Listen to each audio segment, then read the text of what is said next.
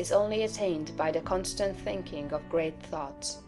No man can become great in outward personality until he is great internally.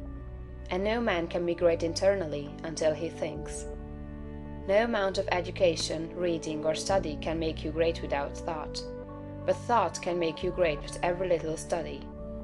There are altogether too many people who are trying to make something of themselves by reading books without thinking. All such will fail. You are not mentally developed by what you read, but by what you think about what you read. Thinking is the hardest and most exhausting of all labor, and hence many people shrink from it. God has so formed us that we are continuously impelled to thought. We must either think or engage in some activity to escape thought. The headlong, continuous chase for pleasure in which most people spend all their leisure time is only an effort to escape thought. If they are alone, or if they have nothing amusing to take their attention, as a novel to read or a show to see, they must think, and to escape from thinking they resort to novels, shows, and all the endless devices of the purveyors of amusement. Most people spend the greater part of their leisure time running away from thought, hence they are what they are. We never move forward until we begin to think. Read less and think more. Read about great things and think about great questions and issues. We have at the present time few really great figures in the political life of our country. Our politicians are a petty lot. There is no Lincoln, no Webster, no Clay, no Calhoun, no Jackson. Why?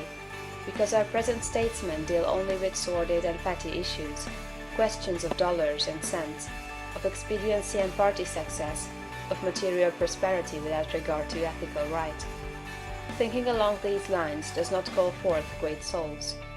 The statesmen of Lincoln's time and previous times dealt with questions of eternal truth, of human rights and justice. Men thought upon great themes, they thought great thoughts, and they became great men. Thinking, not mere knowledge or information, makes personality. Thinking is growth. You cannot think without growing. Every thought engenders another thought. Write one idea, and others will follow until you have written a page. You cannot fathom your own mind. It has neither bottom nor boundaries. Your first thoughts may be crude, but as you go on thinking, you will use more and more of yourself. You will quicken new brain cells into activity, and you will develop new faculties. Heredity, environment, circumstances, all things must give way before you if you practice sustained and continuous thought. But on the other hand, if you neglect to think for yourself and only use other people's thought, you will never know what you are capable of, and you will end by being incapable of anything. There can be no real greatness without original thought. All that a man does outwardly is the expression and completion of his inward thinking. No action is possible without thought, and no great action is possible until a great thought has preceded it. Action is the second form of thought, and personality is the materialization of thought. Environment is the result of thought. Things group themselves or arrange themselves around you according to your thought. There is, as Emerson says, some central idea or conception of yourself by which all the facts of your life are arranged and classified.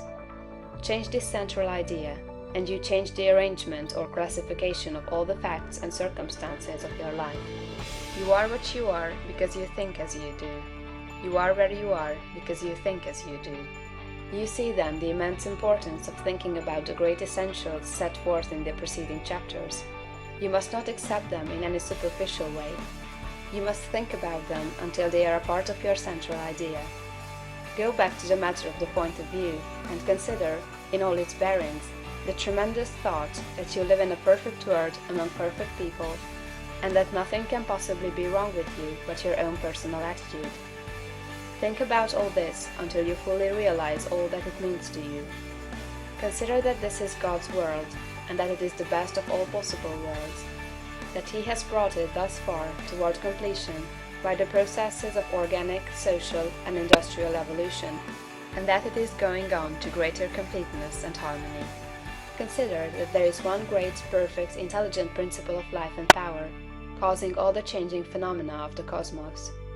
Think about all this until you see that it is true, and until you comprehend how you should live and act as a citizen of such a perfect whole. Next, think of the wonderful truth that this great intelligence is in you. It is your own intelligence. It is an inner light impelling you toward the right thing and the best thing, the greatest act and the highest happiness. It is a principle of power in you, giving you all the ability and genius there is. It will infallibly guide you to the best, if you will submit to it and walk in the light. Consider what is meant by your consecration of yourself when you say, "I will obey my soul." This is a sentence of tremendous meaning. It must revolutionize the attitude and behavior of the average person. Then think of your identification with this great Supreme, that all its knowledge is yours, and all its wisdom is yours for the asking. You are a god if you think like a god. If you think like a god, you cannot fail to act like a god. Divine thoughts will surely externalize themselves in a divine life. Thoughts of power will end in a life of power. Great thoughts will manifest in a great personality. Think well of all this, and then you are ready to act.